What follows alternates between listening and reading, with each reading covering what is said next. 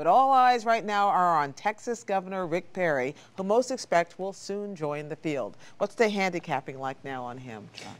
Gwen, I think the gut feeling that people have is that he probably will run, and Lord knows when the Dow drops 500 points in one day, somebody who's thinking about running against an incumbent president might be a little more tempted. I don't know Perry well. I've seen him a few times. He was sort of an accidental governor. He was a lieutenant governor when George Bush became president, but now he's the longest serving governor in Texas history. He's a very good campaigner. I think the big question, Gwen, is when he gets outside of Texas, how well will he play in other parts of the country? He does have a very, very strong sense that Texas does everything right. Texas is perfect. Everybody should be seceding, I believe. Yeah, he talked about seceding. It's hard to know how serious he was. But, you know, it's fine to be proud of your home state.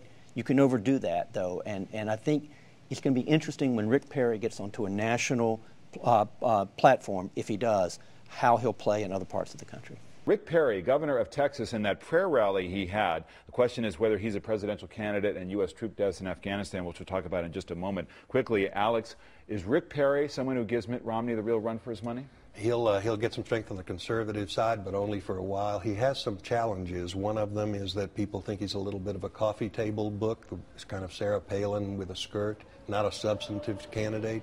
He's the candidate of jobs and growth, but Republicans don't think that governors and governments create them. They think businessmen do. He's running against businessmen. And he echoes the last campaign, which I think we lost, which was, Obama ran against George Bush, and in many ways, Perry is just a lighter copy.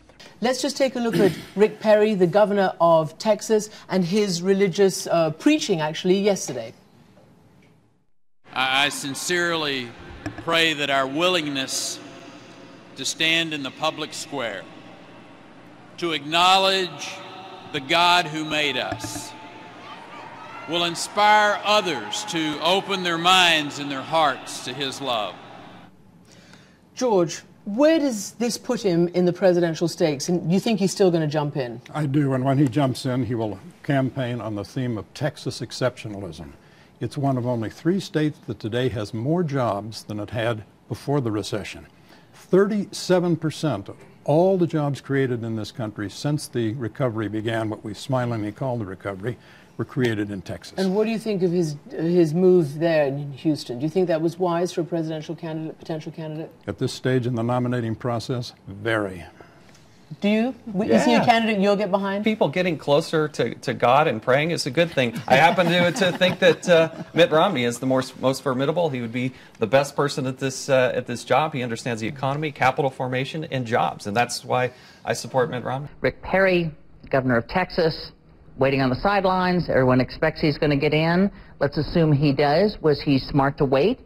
And does he shake up the race? Well, he's flavor of the month right now. You saw Donald Trump announces and goes to the head of the pack. Perry announces and goes to the head of the pack. But there's a long way to play now. His record will be scrutinized. He's going to find out on the right. Michelle Bachmann has been out there. It's going to be hard to shake some of those people away.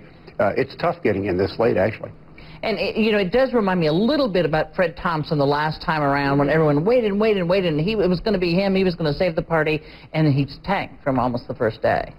You know, Candy, people who want to be president generally just start running. They don't kind of wait for everything to be just perfectly in place.